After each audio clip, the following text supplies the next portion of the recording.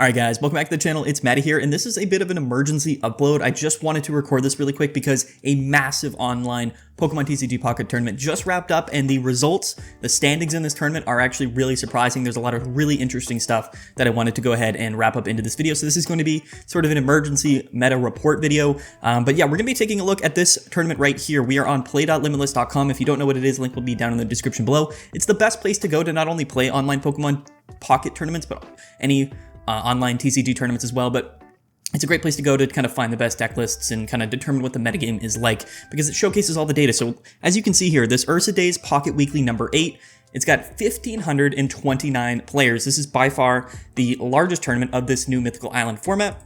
So we're going to hop in here and we're going to take a look. The tournament just wrapped up and we're going to see some really interesting stuff. So first, let's just go ahead and take a look at the standings. So these are the decks. The tournament is over. So this is the top of the top here in this tournament. 1,500 players. And these are the decks that placed at the top. These are the decks that won, got second place, third place, and so on. So as you can see here, Golem and Gyarados, this list here got number 1 in the tournament. So we're going to go ahead and we're just going to quickly take a look at Golem and Gyarados. This out of 1,500 players, guys, got number 1. This got first place in this tournament. So as we can see, guys, we're playing the new Golem, the Guard Press Golem from the just from Mythical Island. This card is actually better than people thought it would be. In my set review, I actually gave this a pretty high rating because I did think that Golem was going to be a good card, but we just didn't really know where it was going to fit in the meta, you know, how people were going to build around it. And as we can see, it's kind of fit perfectly in this Gyarados package, right? And it's kind of similarly built to a Gyarados deck or a Pidgeot deck in the sense that this is a stage 2 Pokemon. It takes a while to set up. Guard Press is a strong attack, 120 damage on a single prize Pokemon, by the way, with 160 HP. I mean, this thing might as well be an EX Pokemon. And yeah, but it's a little bit difficult to set this thing up, you know what I mean? Which is why we keep Gyarados in the active spot with Rough Skin chipping away at our opponent, but we also have Hitmonlee. So this is really kind of an anti-meta fighting type deck. And I know in my last video where I talked about the best decks, there hadn't been any other fighting type decks that had done well in these tournaments, so I didn't include it. But this deck here, getting first place at a 1,500 player tournament is absolutely crazy. So Hitmonlee is actually really good because we can, for 1 fighting energy on a basic Pokemon, hit a bench Pokemon for 30 damage. And if you didn't know, Magikarp, which is of course the pre-evolution to Gyarados EX, has 30 HP. So Hitmonlee is a great card basically to snipe Magikarp on the bench really quickly, really easily, and stop Gyarados from setting up.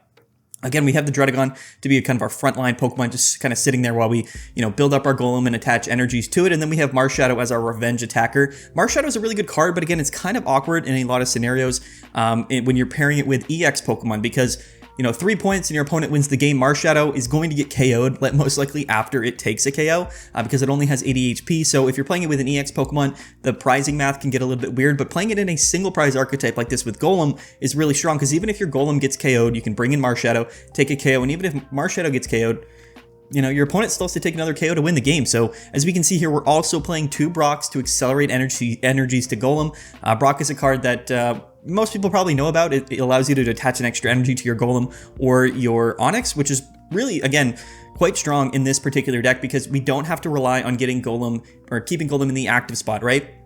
Now, Guard Press, the attack on Golem is really, really strong. During your opponent's next turn, this Pokemon takes 30 less damage from attacks, but you have 160 HP, right? So after you attack with Guard Press for 120, again, we might be able to whittle down opponents with Gyarados and even take KOs with Golem there with 120 damage. But after we take the attack, right after we attack with Guard Press, we're not getting KO'd. I mean, nothing in the game does 190 damage, saving, I guess, barring Charizard EX, which is, again, a little bit less common right now in the format. So we're also able to run things like 2 Leaf, 2 Research, a Giovanni, 2 Pokeballs, of course, and then a Potion. So this deck has a lot of room. It's not super Pokemon heavy, and it's super interesting. I was just absolutely shocked that this deck, out of 1,500 players, 1,500 decks plus, ended up winning this tournament. So I thought this was really shocking. I just wanted to showcase this. I'll probably do a video at some point on this deck, a separate video, but you know, this tournament just wrapped up, so I kind of wanted to make this video really quickly. But let's go back and we're going to take a look at all of the other top decks. And a couple things that were really surprising here was that I think a lot of this metagame, or a lot of the decks that did well in this tournament, were kind of anti-Gyarados decks. Gyarados has been just super strong, dominating over the last few days. People kind of realized that. So what they did was they kind of played a lot of Pikachu. We saw Pikachu did really well here. It got 3rd place here with Raichu. It got 6th place here with Zebstrika and another 7th place with Raichu. And we actually saw 2 Charizard decks in the top 8. I know Charizard hasn't, or top 9. Yeah, no, top 8, which is surprising, realistically, because, you know, Mew EX running around, but a lot of people aren't necessarily playing Mew EX right now. They're playing Gyarados, right? They're playing Celebi, they're playing Pikachu to counter the Gyarados. So there's a lot less Mew EX kind of flying around. We did see a couple of Mewtwo and Gardevoirs up here towards the top, but a lot of water decks, right? A lot of Misty decks, a lot of Gyarados as we kind of go down. As we can see here, plenty of Gyarados in this sort of top 20 spot. I mean, it really did dominate the tournament, even though it didn't place really in the very top of this tournament. Because again, I think the decks that countered Gyarados got really high up in the standings, which again is pretty surprising. And Charizard actually does have a pretty good matchup into Gyarados. Gyarados might have to start running Mew EX to counter Charizard. You would think that it's the other way around, but you know, Gyarados can't one-hit KO Charizard, but Charizard can one-hit KO Gyarados. So that's kind of why Charizard, I think, did pretty good in this particular tournament. But the other thing that's surprising is actually the top placing of the second placing deck here, the top fire deck, top placing fire deck, was this Arcanine Mew deck. So this is something that I've actually wanted to cover pretty recently on the channel here as this loads. And this is again just straight Arcanine with Moltres with a Mew thrown in. This deck is really, really interesting. You can run multiple Mews in this list. This list is only playing one, but basically Arcanine has a really strong matchup spread across the entire format. It's kind of the best, fastest paced aggro fire type deck. Again, Charizard is still a viable option, it seems, at least in a counter meta at this exact moment. But the good thing with Arcanine is it's pretty tempo based, right? It's very aggro based. Technically, if you're going second, on your first turn, you can get in Moltres, you can Inferno Dance, you can possibly get 3 energies on your Growlithe. Next turn, evolve into Arcanine, X speed out, and just start attacking for an Inferno Onrush on turn 2. So this deck has a lot better pace than things like Charizard might have. And when we pair Mew EX with it, it actually improves our Mewtwo matchup, which otherwise might be a little bit more difficult because Arcanine only doing 120 damage. We are running 2 Giovanni, so this is going to help us KO other Mew EXs. It's going to help us KO things like a Starmie or an Articuno, but overall, I think the Mew EX is going to be needed in this particular Arcanine deck just because Mewtwo's are still very popular, and it's still pretty good against Gyarados as well, right? To do that extra damage, you could kind of poke with a Moltres or poke with the Arcanine. It gets KO'd, you bring in your Mew, you kind of pick up a KO. So Mew is really good in Arcanine, it seems. Fire-type decks have kind of re-emerged. Again, Arcanine due to sort of its faster tempo pace, and then Charizard because, again, that setup damage is actually the best in the game still, and it does actually have a decent matchup spread against things like Gyarados. So very cool indeed to see this Arcanine list doing well. I don't think we're going to see anything too different. However, I did want to take a look at this new Pikachu deck list, an updated Pikachu deck, because this is, again, we haven't kind of covered Pikachu yet on the channel since Mythical Island came out, but a couple of new cards have actually made this deck pretty interesting to take a look at, and that is mainly going to be the new Pikachu card that came out in Mythical Island, Circle Circuit. It just gives us an ability to kind of poke for 30 damage on a basic stage 1 Pokemon for 1 energy, which isn't actually terrible. It does come into play sometimes. Again, we're going to be running Raichu because that 140 damage is really clutch. And the reason it's clutch is because if we're, let's just say we're poking with the Zapdos on an active, right? 140 damage plus, 20 here and there, plus 30 from a Pikachu, or even plus 40 from the new Thunder Spear Electabuzz, which came out in Mythical Island. And Electabuzz does work alongside Raichu with Lieutenant Surge, so this is another really cool card. It's just Pikachu. Pikachu is a really consistent deck. It's actually probably the most consistent deck in the game. Probably still the best, tempo deck. It has a good matchup against Gyarados in the sense that you're just getting set up so much more quickly. We have a Giovanni, so we can one-hit KO a Draudigon if we need be. We also have a Raichu, but we're also running, like I said, the new Electabuzz, and this card is really, really cool. So similar to Raichu, we can accelerate energies to it. We can move energies from our bench Pokemon to Electabuzz if it's in our active spot with Lieutenant Surge, and this gives us the ability, rather. And it's only 2 energies, so it's a little bit easier to set up with Lieutenant Surge as well. But Thunder Spear, basically, it's a 40 damage snipe like Zebstrika, except it's a basic Pokemon, and again, it works with Lieutenant Surge. So I think that we're going to see oftentimes Pikachu fit into this type of mold. Like, this is the best of both worlds with Pikachu. We have Raichu to do that big, one-hit KO potential with Thunderbolt, 140 damage. We have Pikachu. Pikachu's just super consistent, really good attacker. But then we have Electabuzz, which kind of fills that bench sniping purpose that, Zebstrika did in the previous sort of Pikachu Zebstrika deck lists that we saw a lot in the last format. So this deck has a little bit of everything. We're also running one of the new Dedenne, and I do think that running Dedenne in this deck is worth it. You have a 50-50 chance to buy yourself a turn. It's a 10 damage poke. It's, basic Pokemon, only takes 1 energy, has a retreat cost of 1, so it is a card that can be actually pretty viable, especially since you're hitting for super effective against a lot of good cards in the format right now, that being Gyarados, Pidgeot, mainly just all the water type cards. So yeah, the Dene, really, really good. You're also hitting for super effective against Moltres and other opponent Zapdoses, which we are running one copy of as well in the deck list. But yeah, this is kind of the updated Pikachu list. I like this one a lot. It does basically everything that you need it to,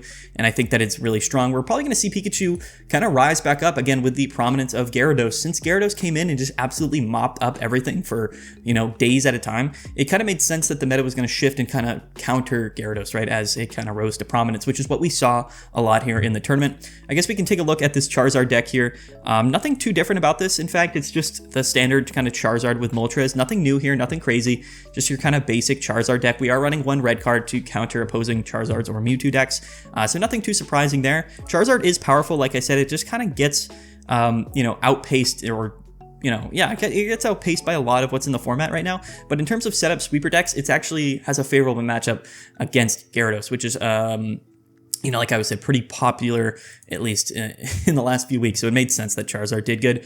Now, yes, like I said, you do get kind of countered by Mew EX, but, you know, there's not a lot of Mew EX in this tournament, as we can see here, right? I mean, there's really not. I mean, the only Mew EX we saw was from this Arcanine deck, which did in fact place higher than the Charizards, but most of this these top standings here are all Gyarados, which don't run Mew, right? Mew is mainly played in Mewtwo EX and Gardevoir, so kind of makes a little bit of sense as we see here. And then, yeah, let's go down a little bit. Is there anything too surprising? We did see a Pikachu Zebstrika and another Raichu deck here, which is pretty cool. And then here's the other Gyarados deck that actually got 9th in this tournament.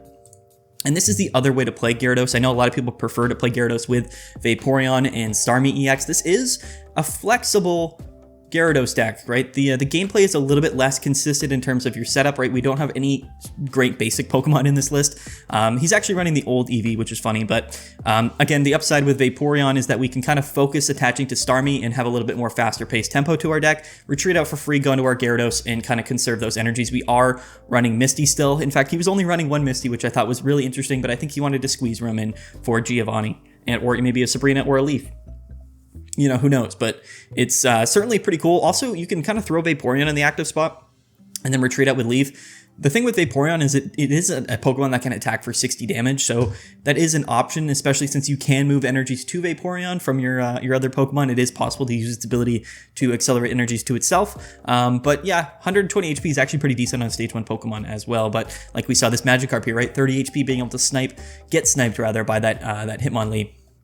Or, yeah, the Hitmonlee from the fighting type deck. So this is the other way to play Gyarados. In fact, I'm not surprised that we saw one up here. And then here's another kind of a very interesting Gyarados deck. I don't want to put too much stock into this list, but I thought this was super interesting. This is basically standard Gyarados with Druddigon. Instead of playing the Greninja line, we're actually just playing Caterpie, Metapod, and Butterfree to kind of heal up our Pokemon, kind of stall out for longer, right? We're running a potion, we're running Butterfree to kind of heal up that Druddigon turn after turn, and do a little bit more chip damage through the Druddigon while also kind of healing our Gyarados. I don't know necessarily what scenarios we're kind of living to hit KOs. I guess there are times where if we're playing a potion and we're playing a Butterfree, that's 40 HP healed from Gyarados in one turn potentially. That could allow us to live 3 hits from something or live 2 hits from something and then, you know, kind of survive onto there. So this is a very interesting Gyarados deck, but like I said, I wouldn't put too much stock in it. It's a little bit kind of more on the interesting side. But that was, again, kind of the top decks of this format, and I thought it was just really interesting. I really wanted to make a video in covering this real quick. If we scroll down, again, we see a lot of Gyarados and a lot of sort of Mewtwo here, right, in this, in sort of the middle echelon of these decks, a little bit of Pikachu sprinkled in. The one thing that we're not going to see much of, in which you may be surprised, maybe you're not going to be surprised, I have been saying this, Celebi. Where is Celebi? Celebi is way down here, right? Most of these Celebi decks and Scolipede decks really kind of fell by the wayside, right? They just didn't really do necessarily really well against a lot of the decks that that topped in this tournament. But the other thing that we're going to do real quick is we're going to go ahead and take a look at the metagame. So Limitless is great because it allows us to see the you know, the meta share of all of these decks that people were playing. So taking a look at the results at the top of the tournament, we can see that it was kind of built to counter a lot of the decks at the top of the meta share, right? And as we can see, Mewtwo and Gardevoir are still the most played deck. It was 25% of the people that in this tournament, but we only saw a 43.8% meta share. So this is a very strong deck. I think the reason why the win share is so low for this deck, again, is just because people are playing other decks to counter Mewtwo. And that is, of course, kind of what we saw there at the top, right? No Mewtwo's really did super well in the tournament. A lot of them got like 8 wins and 3 losses, things like that, but none of them really reached the top, again, just because so many decks were being played to counter Mewtwo. So only a 44% win rate. Same with Celebi. Celebi was the second most played deck at 11% with a 44% win rate. Again, a lot of decks played to counter Celebi. And as we see, so Scolipede was actually the third most played deck, which is the most, the most popular kind of counter meta pick to beat Mewtwo and Gardevoir, Mewtwo and Mew. So that's why I think Scolipede was the third place there. And then Gyarados, again, still super dominant. 8% of the meta share, 127 people played Gyarados, and it had a 58% win rate. So if you're a little bit confused, if Gyarados is still a good deck, it is still by far the strongest deck in the game right now. But again, once you get into top cut, you kind of get matched up against decks that more often than not are counter meta decks or decks that are also your deck, right? So in the top echelon, that's kind of what we saw, right? We saw Gyarados, and then we saw all of the decks that kind of countered Gyarados, right? With Arcanine, Charizard, Pikachu, things like that. So interesting, but still a massive win rate. I mean, out of all of the top 10 decks, I mean, nothing was even close in terms of a win rate to Gyarados and Greninja. That's because it is the strongest deck right now. Otherwise, still interesting to see. And then we have a lot of Pikachu, right? So Pikachu split up into different categories, but if you actually add these all up, so like 90, 46, and 32, these are the three Pikachu archetypes.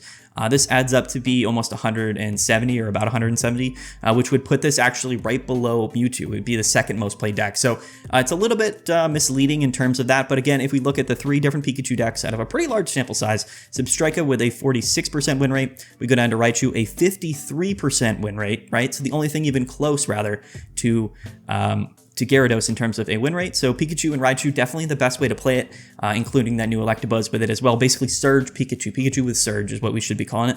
And then Pikachu and Zapdos, again, just without Raichu, without Surge, it kind of drops down again to 44% win rate.